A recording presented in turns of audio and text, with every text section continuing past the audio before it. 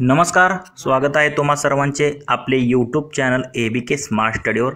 तर मित्रांनो, आपला राज्य राखीव पोलीस बल म्हणजे गट क्रमांक 14चा म्हणजे छत्रपती संभाजीनगरचा SRPFचा गट क्रमांक 14चा आपला पोलीस भरतीचा पेपर चालू आहे। तर हा पेपर 9/9/2021 साली झालेला आहे। तर याचे या अगोदर आपण 2 पार्ट पाहिले होते। तर त्या 2 पार्टमध्ये आपण याचे प्रत्येकी 25 याप्रमाणे एकूण आपण 50 प्रश्न कव्हर केलेले आहेत। तर आज आपण त्याचा पार्ट 3 पाहणार आहोत। तर या भाग 3 मध्ये देखील आज आपण त्याचे पुढचे महत्त्वाचे असे 25 प्रश्न पाहणार आहोत, जे की तुमच्या येणाऱ्या पोलीस भरतीमध्ये तुम्हाला याचा फायदा होऊ शकतो। त्यामुळे हा व्हिडिओ स्किप न करता पूर्ण बघा व तुमच्या मित्रांना देखील शेअर करा। चला तर आता जास्त वेळ न घालवता आपण आपल्या डायरेक्ट प्रश्नांकडे वळूयात। पाहूया आजच्या या आपल्या पार्ट 3 मधील प्रश्न पहिला। तर प्रश्न क्रमांक 51 तुम्ही इथे पाहू शकता। हृदयविकाराचा झटका येऊ नये म्हणून टिंब हे औषध वापरतात। तर ते 4 औषधांची नावं दिलेली आहेत। नॅलेटिक्सिक ॲसिड, ॲस्पिरिन, पॅरासिटामॉल की रॅन्टॅक। तर कशाचा वापर करतो आपण? तर ॲस्पिरिनचा वापर आपण करतो हृदयविकाराचा जो झटका येऊ नये म्हणून। म्हणजे ऑप्शन बी जे आहे ते आपलं आन्सर असणार आहे। आणि ताप वगैरे येतो त्याच्यावरती आपण पॅरासिटामॉल वापरतो। हे देखील लक्षात ठेवा। पुढील प्रश्न पाहूयात, प्रश्न क्रमांक 52। तर काय दिलेलं आहे ते? एका क्रिकेटपटूची 7 डावातील सरासरी 91 धावा आहेत। म्हणजे 7 डावांची त्याची सरासरी दिलेली आहे क्रिकेटपटूची। त्यातील पहिल्या 2 डावाची सरासरी 47 धावा। म्हणजे त्याचे जे पहिले 2 डाव आहेत त्याची देखील सरासरी दिलेली आहे 47 व नंतरचे पुढचे देखील 2 डाव आहेत तर त्या डावातील सरासरी देखील धावा 95 आहेत असं दिलेलं आहे। म्हणजे एकूण सुरुवातीच्या 4 डावांची सरासरी दिलेली आहे। तर आपल्याला शेवटच्या 3 डावातील सरासरी धावा किती आहे ते आपल्याला काढायचं आहे। तर कसं काढतो आपण हे? तर गणितात दिल्याप्रमाणे तुम्ही इथे पाहू शकता काय दिलेलं आहे। क्रिकेटपटूची 7 डावातील सरासरी दिलेली आहे, किती? 91 धावा दिलेल्या आहेत। म्हणजे त्याच्या 7 डावातील मग त्याच्या एकूण धावा किती असणार आहेत? तर सरासरी गुणिले एकूण डाव म्हणजे 7 गुणिले 91 जर केलं तर ते किती येतं? 637। म्हणजे त्याच्या एकूण धावा ज्या आहेत 7 डावातील त्या 637 आहेत। तर आता त्यांनी काय दिले? पहिल्या 2 डावांची सरासरी 47 दिले आहे। मग पहिल्या 2 डावांच्या एकूण धावा किती असणार आहेत? 47 गुणिले 2 म्हणजे 94 धावा पहिल्या 2 डावाच्या आहेत। आणि पुढची जी 2 डाव आहेत तर त्याची सरासरी इथे 95 दिलेली आहे। मग पुढच्या 2 डावाच्या एकूण धावा काय असणार आहेत? 95 गुणिले 2 म्हणजे एकूण 190 धावा झाल्या। म्हणजे पहिल्या 4 डावांच्या धावा आपल्याला इथे माहीत झाल्या। तर आता 4 डावांची एकूण धावसंख्या काय असणार आहे? 94 अधिक 190 म्हणजे किती? 284 ही। म्हणजे पहिल्या 4 डावांची धावसंख्या आपल्याला माहीत झाली 284। तर आपल्याला काय करायचं आता? शेवटच्या 3 धावांची सरासरी काढायची। तर आता ते आपण कसं काढणार? तर आपल्याला काय करावं लागेल? हे एकूण जी धावसंख्या आहे 7 डावांची तर त्या 7 डावांच्या धावसंख्येमधून पहिले जे 4 डावांची धावसंख्या म्हणजे 284 हे वजा करावं लागेल आणि भागिले काय करावं लागेल? आपल्याला 3 डावांची सरासरी काढायची आहे म्हणून भागिले त्याला 3 करावं लागेल। म्हणजे एकूण धावा वजा 4 डावांची धावा भागिले एकूण म्हणजे आता 3 मध्ये राहिलेले डाव आहेत म्हणून भागिले 3। तर एकूण धावा 637 वजा 4 डावाची धावसंख्या 284 आणि भागिले 3 म्हणजे काय येणार आहे? हे 353 येते यांची वजाबाकी भागिले 3 आणि 3 जर आपण ह्याला जर भागलं तर 3 एके 3 वरून घेतले 5, 3 एके 3 उरले 2 वरून घेतले 3, 3 7 21 म्हणजे 117.66 ही सरासरी येते। म्हणजे शेवटच्या 3 धावांची सरासरी। तर तेच आपल्याला काढायचं होतं। म्हणजे आपला आन्सर काय असणार आहे? तर इथे पर्याय क्रमांक 1 मध्ये ए मध्ये दिलेला आहे। म्हणजे 117.66 जे आहे तर ती त्याच्या शेवटच्या 3 डावातील सरासरी धावा असतील। पुढील प्रश्न क्रमांक 53 काय दिलेला आहे ते? तर इथे एक म्हणजे मॅथमॅटिक्स म्हणजे साधं कॅल्क्युलेशन इथे दिलेलं आहे। म्हणजे काय दिलं आहे? 0.43 चा घन वजा 0.1 चा घन भागिले 0.43 चा वर्ग अधिक 0.043 अधिक 0.1 चा वर्ग। ह्यासाठी तुम्हाला जे सूत्र आहेत म्हणजे a वजा b कंसाचा घन त्याप्रमाणे a वजा b कंसाचा वर्ग किंवा a घन वजा b घन याची सूत्र तुम्हाला माहीत असणं गरजेचं आहे, कारण त्याच्यावरून आपण याचं डायरेक्ट आन्सर काढू शकतो। तर इथे तुम्ही पाहू शकता। तर आता गणितात दिल्याप्रमाणे आपण गणित इथे लिहून घेऊया। तर इथे दिलेल्याप्रमाणे आपण लिहून घेतलं तर आता इथे जर तुम्ही पाहिलं तर a घन वजा b घन हे या फॉर्ममध्ये दिलेलं आहे। a घन वजा b घन भागिले a वर्ग अधिक ab अधिक b वर्ग। म्हणजे a बरोबर इथे काय घेतले? 0.43 आणि b बरोबर 0.1 घेतलेला आहे। म्हणजे हे जर आपण आता ह्याचा जर विस्तार केला या सूत्राचा ए घन वजा बी घनचा तर काय असतो ए वजा बी आणि दुसऱ्या कंसात ए वर्ग अधिक ए बी अधिक बी वर्ग असतो आणि हे खालचं ए वर्ग अधिक ए बी अधिक बी वर्गला ए वर्ग अधिक ए बी अधिक बी वर्ग म्हणजे ते तसंच राहणार. म्हणजे हे जे दोन आहे तर हे कट होतील राहील फक्त काय ए वजा बीच राहणार आहे. म्हणजे इथे फक्त ए वजा बी हे सूत्र म्हणजे आपण जर ते केलं तर फक्त ए वजा बी शिल्लक राहतं. म्हणजे आपल्या इथं एची किंमत माहिती आहे 0.43 बीची किंमत माहिती आहे 0.1 म्हणजे यांची जर वजाबाकी केली म्हणजे काय येतं 0.43 वजा 0.1 म्हणजे किती येतं 0.33 येतं. म्हणजे हे डायरेक्ट तुमचा आन्सर असणार आहे किती 0.33. म्हणजे हे साधं सिम्प्लिफिकेशन तुमचं आन्सर निघून जातं. बाकी तुम्हाला काही बघायची गरज नाही फक्त तुम्हाला विस्तार सूत्रे पाठ पाहिजेत. म्हणजे आपलं आन्सर काय असेल तर इथे पर्याय क्रमांक सी मध्ये दिलेला आहे त्याचं आपलं आन्सर असेल. पुढील प्रश्न खालीलपैकी कोणता शब्द विशेषण नाही. आता विशेषण नाही म्हणून असं विचारलेलं आहे तर विशेषण असलेले शब्द कोणकोणते आहेत तर असलेले कोणकोणते आहेत तर निस्तेज हे विशेषण आहे किंवा निराश म्हणतो आपण आणि निर्धास्त हे विशेषण म्हणून आपण वापरतो. पण निरोप जे आहे तर ते विशेषण म्हणून वापरत आपण नाही. निरोप हा शब्द म्हणजे ए जे आहे ते आपलं आन्सर असणार आहे. निरोप हे विशेषण नाही. बाकी निस्तेज निराश आणि निर्धास्त हे विशेषण आहेत. पुढील प्रश्न पाहूयात प्रश्न क्रमांक 55. तर काय दिलेलं आहे तर आता वर्तुळाची त्रिज्या म्हणजे काय दिले एका वर्तुळाची त्रिज्या 12% कमी केली तर क्षेत्रफळ किती टक्क्याने कमी होईल. म्हणजे त्रिज्या जर 12% कमी केली तर क्षेत्रफळावर काय परिणाम होईल आपल्याला काढायचा आहे टक्केवारीमध्ये. तर हे डायरेक्ट शॉर्टकटमध्ये कसं काढायचं तुम्हाला एक फॉर्म्युला सांगतो.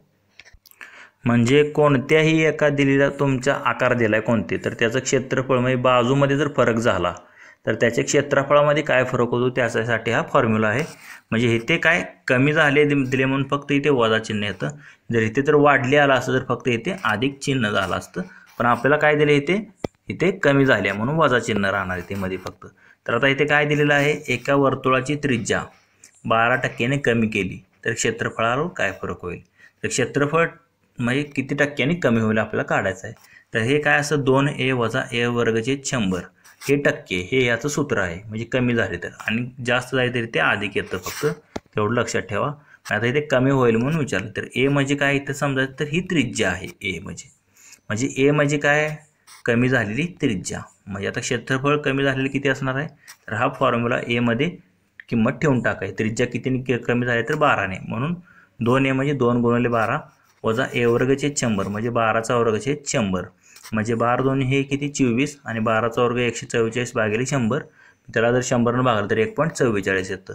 म्हणजे 24 वजा 1.44 तर किती येतं ते तर 22.56 येते याची जर वजाबाकी केली तर तेच आपलं आन्सर असणार आहे. म्हणजे वर्तुळाची त्रिज्या जर 12% कमी केली तर त्याचं क्षेत्रफळ जे आहे तर ते 22.56% काय होणार आहे कमी होणार आहे.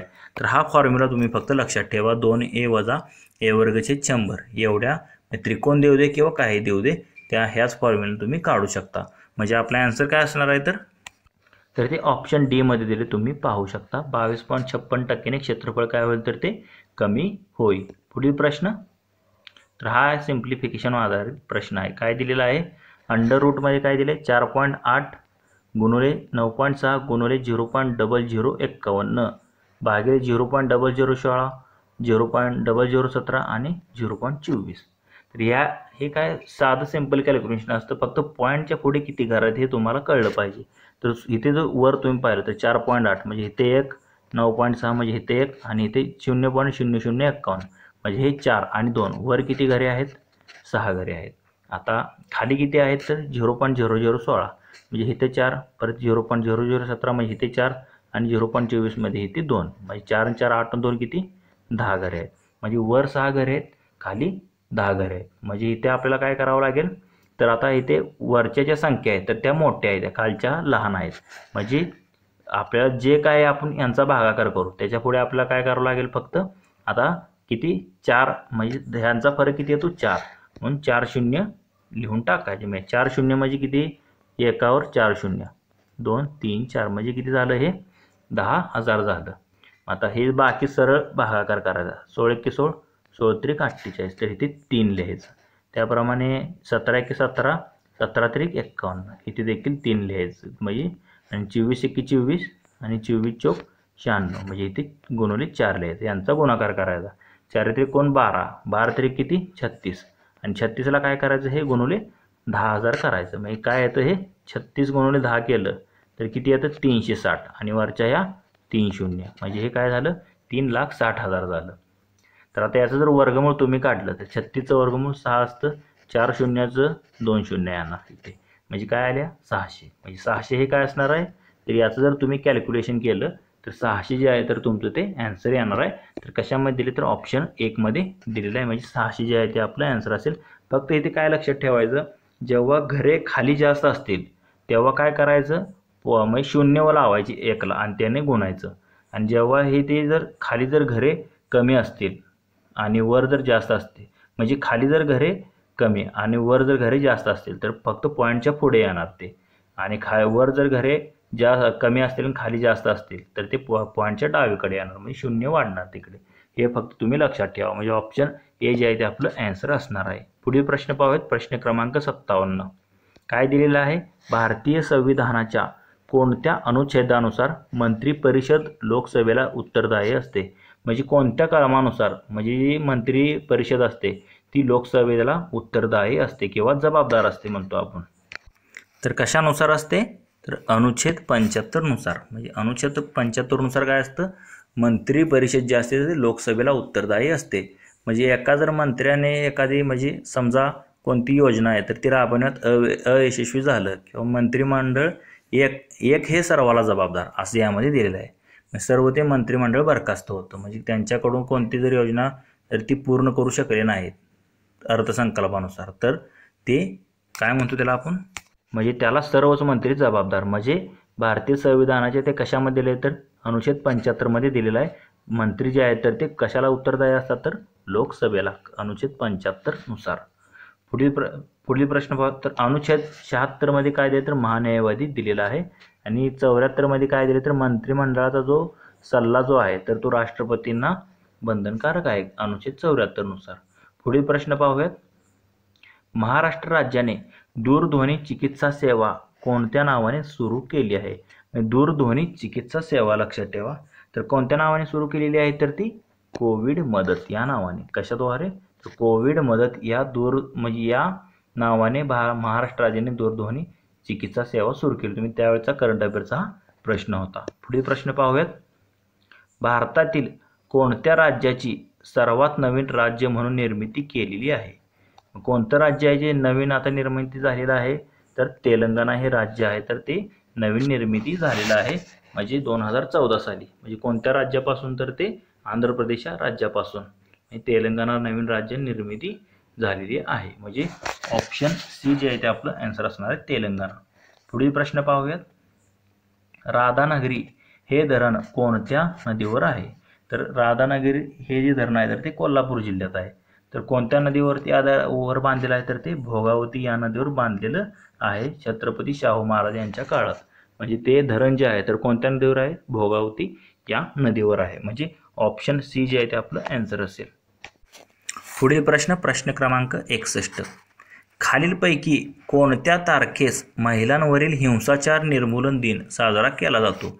म्हणजे महिलांवर जो अन्याय केला जातो तर त्या विरोधी दिन जो आहे तर त्याला आपण काय म्हणतो, हिंसाचार निर्मूलन दिन म्हणतो. तर तो कोणत्या दिवशी साजरा केला जातो असं विचारलेलं आहे.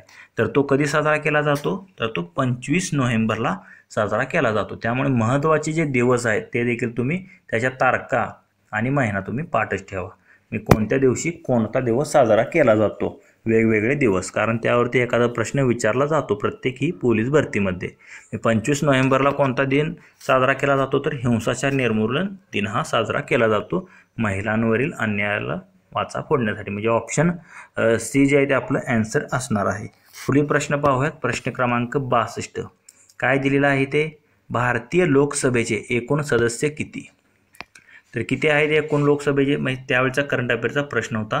तर त्यावेळेस किती, तर एकूण 545 जे आहे तर ते सदस्य होते. तर एकूण सदस्य संख्या किती असते लोकसभेची, 552 असते.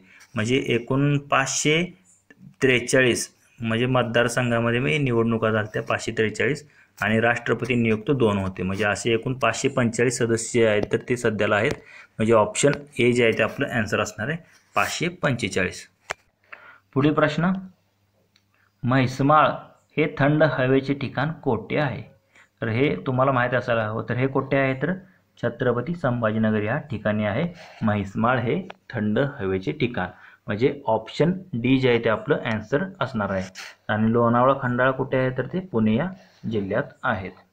पुढील प्रश्न पाहूयात. जगातील सर्वात मोठ्या क्रिकेट स्टेडियमचे उद्घाटन कोणाच्या हस्ते करण्यात आलेलं आहे? म्हणजे आता नाव त्यांचं स्टेडियमचं काय आहे? तर नरेंद्र मोदी स्टेडियम हे नाव आहे. अगोदरचं त्याचं नाव मोटेरा होतं. पण त्याचं जे उद्घाटन आहे तर ते कोणाच्या हस्ते करण्यात आलं होतं? तर आपले जे राष्ट्रपती होते ना तर त्यांच्या हस्ते याचं उद्घाटन झालेलं आहे. पण ते स्टेडियमचं नाव काय आहे? तर नरेंद्र मोदी स्टेडियम हे नाव आहे, ज्याची मी जगातील सर्वात मोठं क्रिकेटचं स्टेडियम आहे.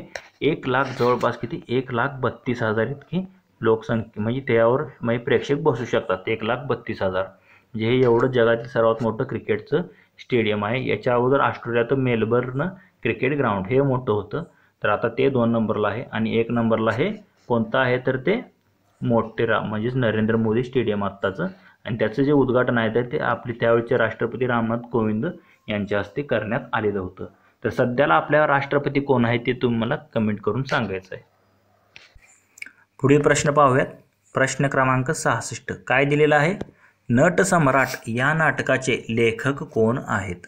तर कोणाचं आहे तर तुम्हाला माहीत पाहिजे. तर कोणाचं आहे तर ते कुसुमाग्रज यांचं आहे. त्यांनाच आपण म्हणजे विष्णू वामन शिरवाडकर यांचं आहे ते.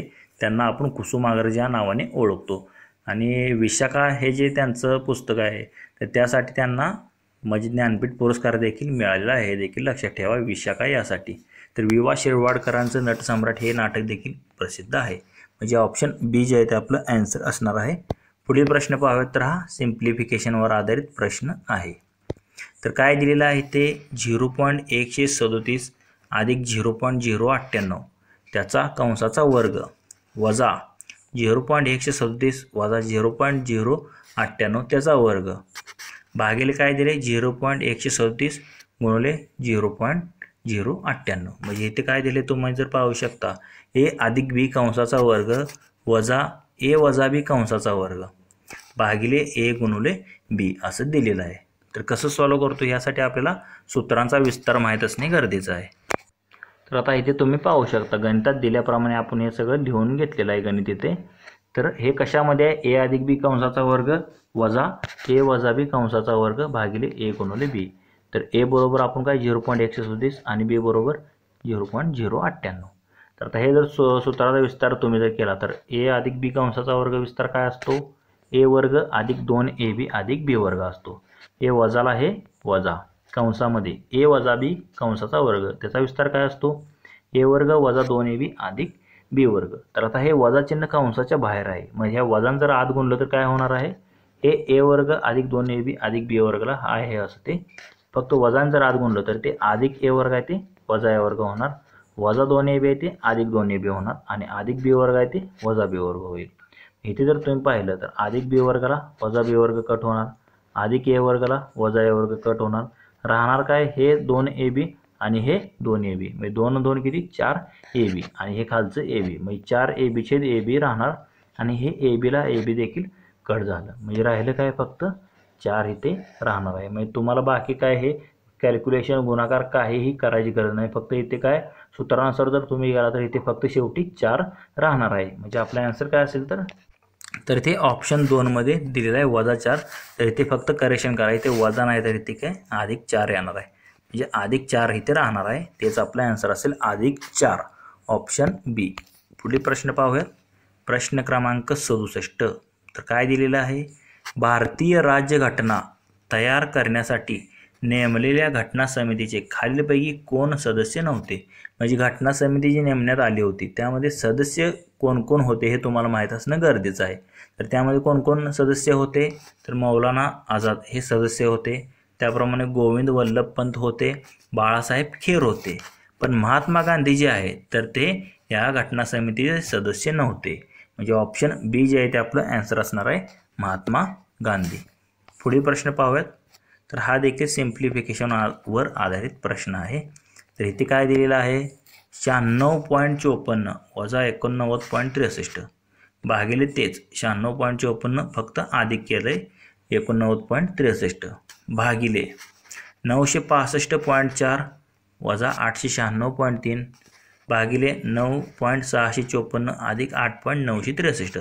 फक्त इथे पॉईंटचा इथे खेळ आहे, फक्त तुम्हाला इथे हे समजणं महत्त्वाचं आहे. तर कसं सॉल्व करतो आपण हे? तर आता दिलेल्याप्रमाणे आपण हे गणित लिहून काढलेलं आहे. तर आता इथे 96.54 वजा 89.63 यांची तुम्हाला आता वजाबाकी करावी लागेल. तर ती किती येते? 6.91 येते. आणि यांची जर बेरीज केली तर ती किती येते? 186.17. म्हणजे 6.91 भागिले 186.17. तर ह्या इथलं भागाकार चिन्ह आपल्याला काढायचं आहे. तर तिथे आपण काय घेतलं? गुणाकार घेतलं. आणि इकडचं काय होणार आहे? खालचं वर होणार आहे, वरचं खाली, म्हणजे उलटं होतं हे. इथलं चिन्ह गुणाकार केलं तर म्हणजे हे 9.654 अधिक 8.963 यांची बेरीज काय होते? 18.617. आणि वरची वजाबाकी काय होते? 69.1 होते. म्हणजे 965.4 वजा 896.3 जर केलं तर ते 69.1 होते. म्हणजे हे याप्रमाणे आपण लिहिलं. म्हणजे भागाकाराऐवजी गुणाकार केला व खालचं पद वर जातं, वरचं पद खाली येतं. तर आता इथे जर तुम्ही आता पॉईंटचा जर फरक काढला तर वर 2 पॉईंट आणि इथे 3, एकूण किती? वर 5 घरे आहेत आणि खाली किती आहेत पॉईंटच्या पुढे? हे 2 आणि 1 हे 3. म्हणजे 5 घरांमधून 3 घरे गेले. राहिले किती? तर 2 घरे राहिले. तर आता इथे जर तुम्ही पाहिलं तर जास्त घरे कुठं आहेत? वर आहेत. जेव्हा वर जास्त घरे असतात तेव्हा आपण काय करतो? पॉईंटच्या पुढे करतो, उजव्या साईडला. म्हणजे पॉईंटच्या पुढे 2 घरे आली पाहिजेत. म्हणजे 0.01 आलं पाहिजे. ॲन्सर आपलं काय? 0.01 आलं पाहिजे. त्याला आपण काय लिहू शकतो? 10चा घातांक वजा 2 किंवा 100 असं लिहू शकतो आपण. काय लिहू शकतो? म्हणजे हे 100 येतं. हे जर तुम्ही सॉल्व जर केलं तर ते किती येतं? 100 येतं. मी त्याला आपण काय लिहू शकतो? 10चा घातांक वजा 2 असं लिहू शकतो. मी 10चा वर्ग 100 अधिक 100 येणार. वजा 2 गुणिले वजा 2, म्हणजे सॉरी वजा गुणिले वजा काय होणार आहे? अधिकच होणार आहे. मी 10चा घातांक वजा 2 असं आपण याला लिहू शकतो, कारण पर्यायामध्ये तसंच दिलेलं आहे. म्हणजे आपला आन्सर काय असणार आहे? तर ऑप्शन ए मध्ये तुम्ही पाहू शकता 10चा घातांक वजा 2 म्हणजे काय? तर तेच आपलं ॲन्सर असणार आहे, 10चा घातांक वजा 2. तर इथे थोडं करेक्शन करा. म्हणजे वर 5 घरे होती आणि खाली 3 होती. 5 मधून निघाली काय? 2 घरे राहिले पॉईंटच्या. म्हणजे हे 1/100 यायला पाहिजे होते. एवढंच करा. 1/100ला आपण 10चा घातांक वजा 2 असं लिहितो. म्हणून ते ऑप्शन ए आपलं ॲन्सर असणार आहे. तर हे ए ऑप्शन लक्षात ठेवा. 10चा घातांक वजा 2 कसं आलं? म्हणजे ते 1/100 येतं. त्याला आपण 1/10चा वर्ग लिहितो आणि ते 10चा वर्ग वर गेल्यावर वजा होतं, म्हणून तिथे वजा 2 आलेलं आहे. थोडं करेक्शन करा. पुढील प्रश्न पाहूयात. तर आता इथे साधी बेरीज दिलेत. इथे काय दिले?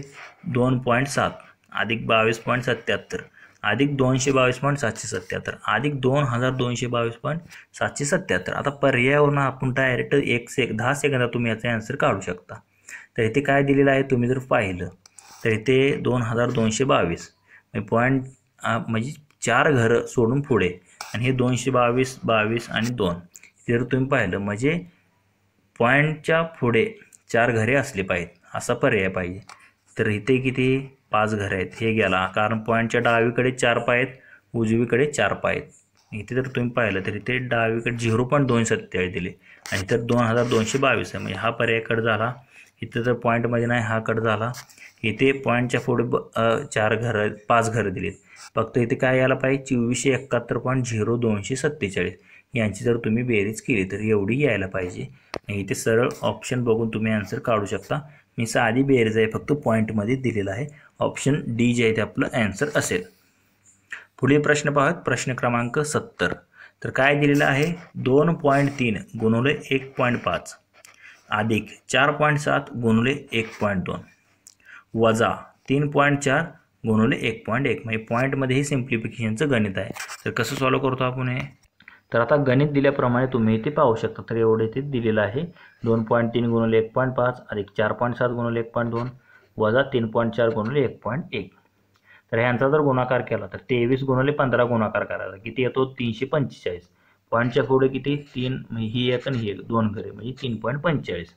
त्याप्रमाणे पुढे 47 गुणिले 12 गुणाकार करायचा, तो येतो 564. म्हणून इथे पॉईंटच्या पुढे इकडे एक आणि इकडे एक, म्हणजे पॉईंटच्या पुढे 2 घरे म्हणून 5.64. इथे देखील 34 गुणिले 11 जर केलं तर 374 येतं आणि पॉईंटच्या पुढे 2 घरे म्हणून 3.74.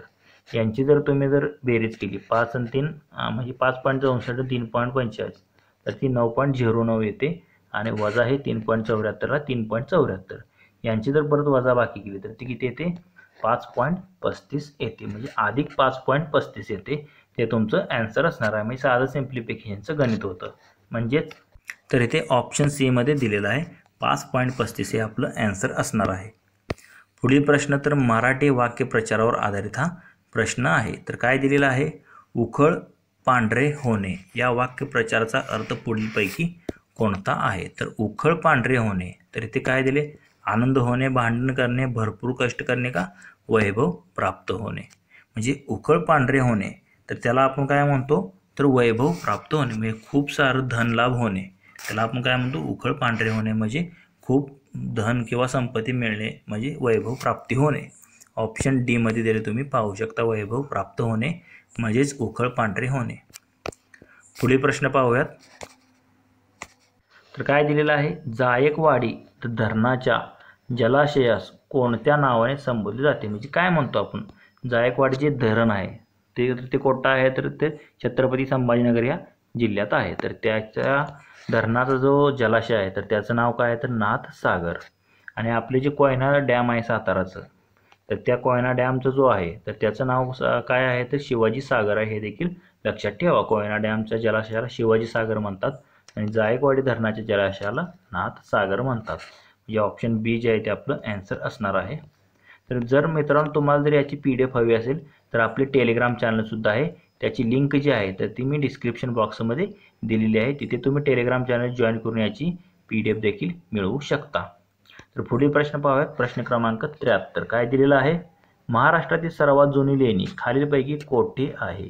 सर्वात जुनी असं विचारले तर कुठली, महाराष्ट्रातली विचारलेलं आहे.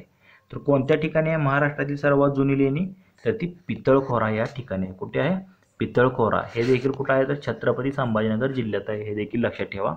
व वेरूळ आणि अजिंठा देखील तिथेच आहेत, पण जुनी विचारले मी, सर्वात जुनी कोणती आहे, तर पितळखोरा आहे. आणि गारापुरी एलिफंटा लेणी ही मुंबई या जिल्ह्यात आहे. हे देखील लक्षात ठेवा. तर शेवटचे 2 प्रश्न राहिलेले आहेत. प्रश्न क्रमांक 74 पाहूयात. जगातील सर्वात मोठा हस्तकला मेळावा म्हणून ओळखला जाणारा सूरजकुंड मेळावा 2020 खालीपैकी कोणत्या राज्यात सुरू झाला आहे. म्हणजे त्यावेळेचा हा करंट अफेअरचा प्रश्न आहे 2020 सालचा.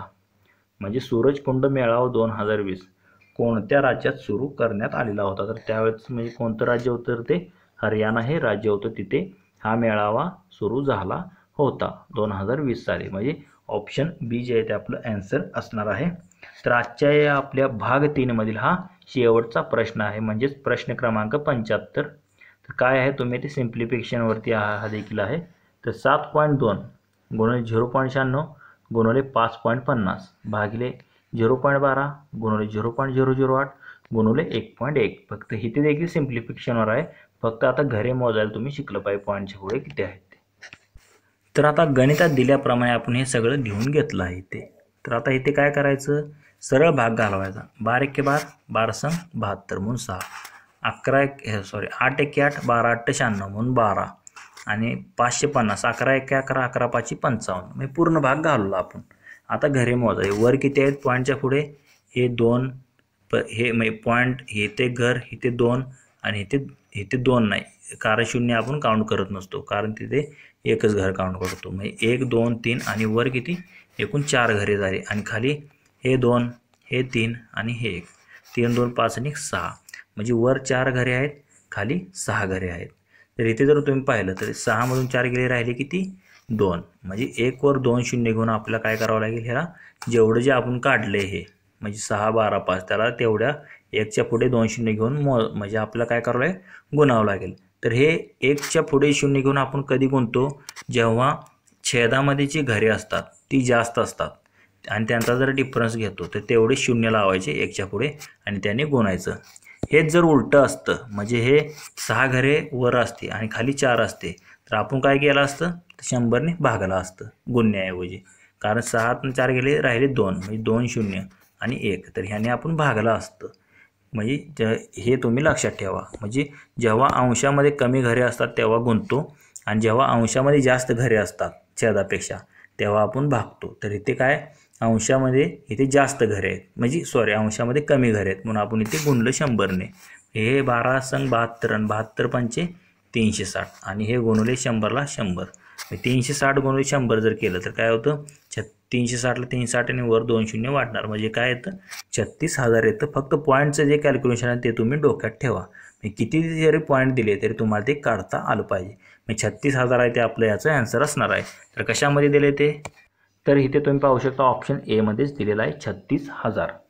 तर मित्रांनो आपला जो छत्रपती संभाजीनगरचा SRPFचा गट क्रमांक 14चा जो पेपर चालू आहे तर त्याचा भाग 3 आपण इथे पाहिला आहे, ज्यामध्ये महत्त्वाचे असे आपण 25 प्रश्न कव्हर केलेले आहेत. जर तुम्हाला या प्रश्नांमध्ये कोणती शंका वाटत असेल तर कमेंट करून नक्की सांगा. तसेच तुम्हाला जर हा व्हिडिओ आवडला असेल तर लाईक करा व जे कोणी तुमचे मित्र पोलीस भरतीची तयारी करत आहेत त्यांना देखील हा व्हिडिओ शेअर करा. व असेच जर तुम्हाला नवनवीन व्हिडिओ हवे असतील तर आपले YouTube channel ABK smart study subscribe करा व समोरील बेल आयकॉनवर प्रेस करा. धन्यवाद मित्रांनो. जय हिंद, जय महाराष्ट्र.